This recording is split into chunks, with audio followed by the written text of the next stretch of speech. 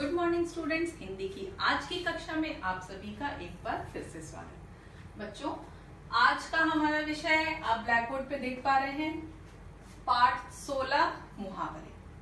मुहावरे आप जानते हैं अच्छी तरह से मुहावरे क्या होते हैं। मुहावरे क्या है जल्दी से बताइए। मुहावरे एक खास प्रकार का वाक्यांश है ना, एक ऐसा वाक्यांश जो अपने एक विशेष अर्थ को स्पष्ट करता है। ऐसा वाक्यांश जो अपने खास तरह के अर्थ को स्पष्ट करे, ऐसे वाक्यांश को हम मुहावरे कहते हैं। मुहावरे क्यों हम पढ़ते हैं, क्यों जानते हैं? खास स्पष्ट सिर्फ अपना अर्थ स्पष्ट करे इसलिए, या उसका कोई अलग से महत्व है, कोई खासा महत्व है, एक खास महत्व को जानने के लिए।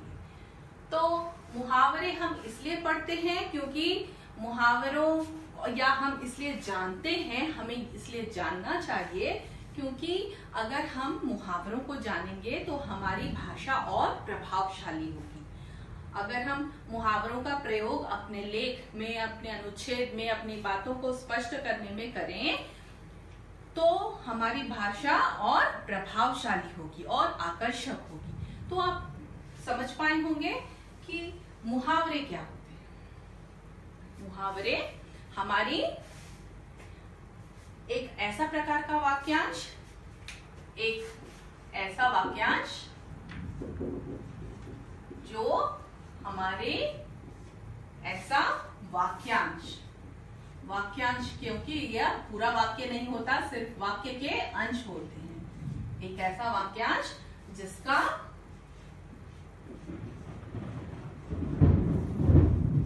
खास अर्थ,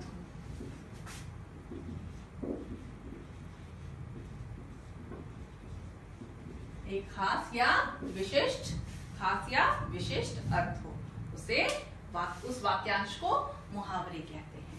मुहावरे क्यों हम जानना आवश्यक है? क्योंकि इसके कारण हमारी भाषा प्रभावशाली और आकर्षक होती है। अब आइए एक मैं यहाँ पर मुहावरा आपको लिख कर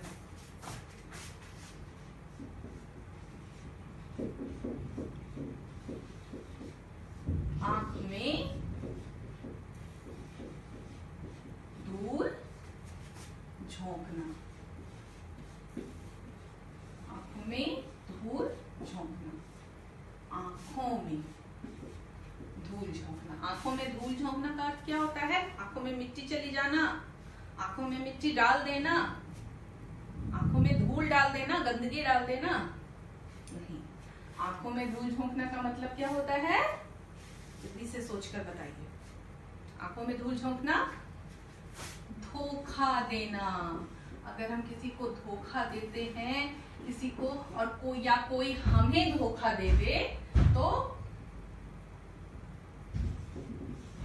उसे हम कह सकते हैं कि उसने तो हमारी आंखों में धूल झोंक दी, उसने तो हमारी आंखों में धूल झोंक दी, या उसने तो हमारी आंखों में धूल झोंक दिया। अगला उदाहरण है कमर कसना।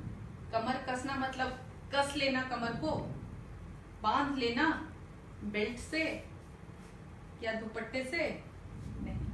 कमर कसना का अर्थ होता है तैयार होना किसी काम के लिए, किसी भी मुश्किल काम के लिए तैयार होना, ये होता है इसका अर्थ।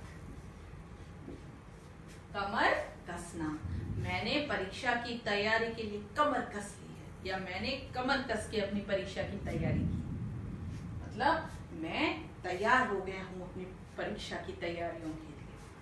और अगला है 9, 2, 11। अरे ये मैम क्या हिंदी में मैथ्स पढ़ाने लग गई?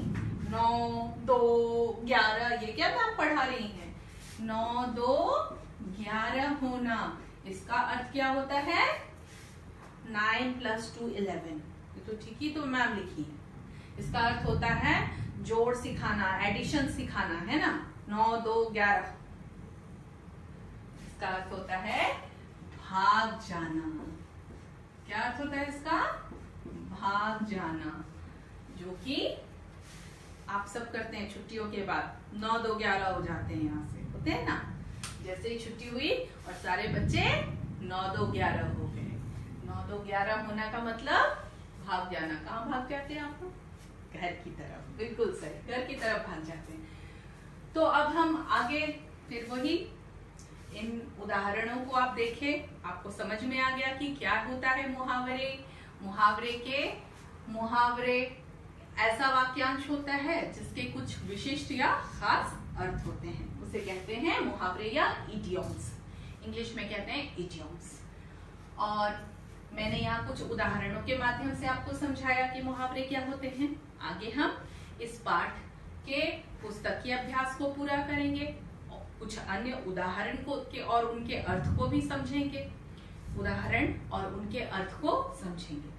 और वाक्यों का जब हम प्रयोग करेंगे, जब वाक्यों में हम इन उदाहरणों, इन मुहावरों का प्रयोग करेंगे, तो हम अपने इन बातों का ध्यान रखेंगे कि किस मुहावरे में कौन का अर्थ क्या होता है, ताकि अपने वाक्यों को में जब हम प्रयोग करें तो हमें मालूम हो कि इस वाक्य में यह मुहावरा बिल्कुल सटीक बैठता है, कि हम अपने बातों को बोलें।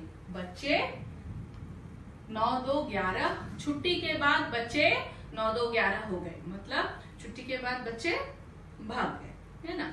अगर मैं ऐसा बोल दूं, छुट्टी के बाद बच्चे आंखों में धूल झोंक गए, मतलब छुट्टी के बाद बच्चे धोखा दे गए। तो हमें मुहावरे और उनके अर्थ ठीक से मालूम रहेंगे, तभी हम उसका प्रयोग अपने वाक्यों में कर पाएंगे। तो आगे हम अपनी किताब ज्ञान सुधा और ज्ञान सुधा के उदाहरणों को जानेंगे, उनके मुहावरों को और उनके अर्थों को समझेंगे। तो आइए अभ्यास प्रारंभ करें। कान भरना, और इसके पहले ये काया पलट होना, ये तो हमने अपने हाफ ईयरली में यानी फर्स्ट सेमेस्टर में यहाँ तक कर लिया था। काया पलट होना, किसी वस्तु का रूप ही बदल जाना। 2020 तक तो दिल्ली की काया ही पलट जाएगी। यह वाक्य के अनुसार वाक्य में इस काया पलट होना का प्रयोग किया गया है। अगला है कान भरना। कान भरना, चुगली करना। कान भरना का अर्थ होता है चुगली करना। तनु हमेशा मेरे विरुद्ध मम्मी के कान भरती रहती है। कान भरती रहती है यानी तनु हमेशा मेरे विरुद्ध मम्मी के पास मेरी चुगली करती रहती है। कलम तोड़ना, बहुत सुंदर लिखना। बहुत सुंदर लिखना, कलम तोड़ना। सूरदास जी ने सूरसागर लिखने में कलम तोड़ दी, यानी कि सूरदास जी ने जो सूरसागर लिखा है वह बहुत सुंदर लेखनी है, वह बहुत सुंदर काव्य संग्रह है। कान कतरना, बहुत चालाक होना। कान कतरना, बहुत चालाक होना। तुम राजू को मूर्ख मत समझो, वह बड़े बड़ों के कान कतरता है, मतलब वह बहुत चालाक है। राजू मूर्ख नहीं, वह तो बहुत चालाक है। गप्पे हाँकना, व्यर्थ की बातें करना। गप्पे हाँकना उसकी आदत बन चुकी है। अब यहाँ पर क्योंकि पुस्तक में उसकी शब्द का प्रयोग किया गया है, तो हम इसको उसी प्रकार पढ़ेंगे। अन्यथा हम जब भी कोई वाक्य बनाएं तो हमें संज्ञा शब्द का प्रयोग करना चाहिए, सर्वनाम के शब्दों का नहीं।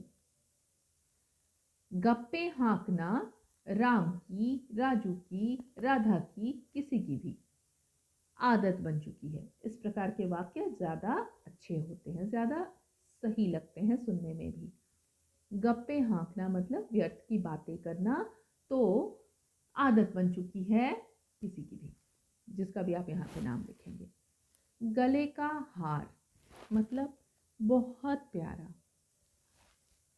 विक्रांत इकलौता पुत्र होने के कारण अपने माता पिता के गले का हार है। विक्रांत इकलौता पुत्र होने के कारण अपने माता पिता का बहुत प्यारा है। आँखों का तारा है, गले का हार है, ये सभी गले का हार, आँखों का तारा, ये सभी बहुत प्यारा शब्द के मुहावरे हैं। नमक मिर्च लगाना, बढ़ा चढ़ाकर बोलना।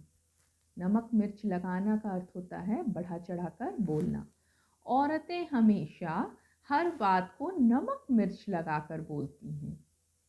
औरतें हमेशा हर बात को नमक मिर्च लगाकर बोलती हैं, यानी बढ़ा चढ़ाकर बोलती हैं। नाक में दम करना, परेशान करना। नाक में दम करना, परेशान करना आप सब भी करते हैं। नाक में दम अपने पेरेंट्स की, शिक्षकों की करते हैं क्या? राहुल की हरकतों ने शिक्षकों की नाक में दम कर दिया है। राहुल की हरकतों ने शिक्षकों को परेशान कर दिया है। नाक पर गुस्सा, तुरंत क्रोध। गुस्सा तो उसकी नाक पर रहता है। गुस्सा तो उसकी नाक पर रहता है। नाक में दम करना, अत्यधिक परेशान करना। नाक में दम करना, अत्यधिक परेशान करना। आतंकवादियों ने सुरक्षा एजेंसियों की नाक में दम कर रखा है। आतंकवादियों ने सुरक्षा एजेंसियों की नाक में दम कर रखा है। दाल न गलना मतलब काम न बनना। चलते बनो, यहाँ तुम्हारी दाल नहीं गलने वाली। चलते बनो, यहाँ तुम्हारी दाल नहीं गलेगी।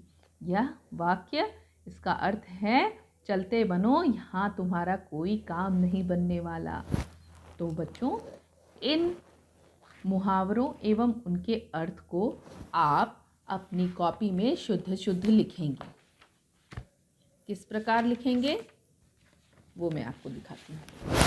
ये देखिए, जिस प्रकार मैंने यहाँ लिखा है मुहावरे और सामने उनके अर्थ। कान भरना, चुगली करना।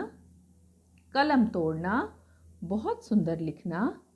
कान कतरना, बहुत चालाक होना। गप्पे हाँकना, व्यर्थ की बातें। गले का हार, बहुत प्यारा। नमक मिर्च लगाना, बढ़ा चढ़ाकर बोलना। नाक में दम करना, परेशान करना। नाक पर गुस्सा, तुरंत क्रोध। नाक में दम करना, अत्यधिक परेशान करना। दाल न गलना, काम न बनना।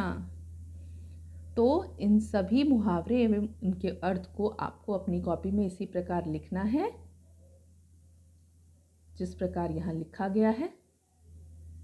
आप वीडियो की सहायता से, पीडीएफ की सहायता से लिख सकते हैं। तो अब इस वीडियो का समापन किया जाए। धन्यवाद।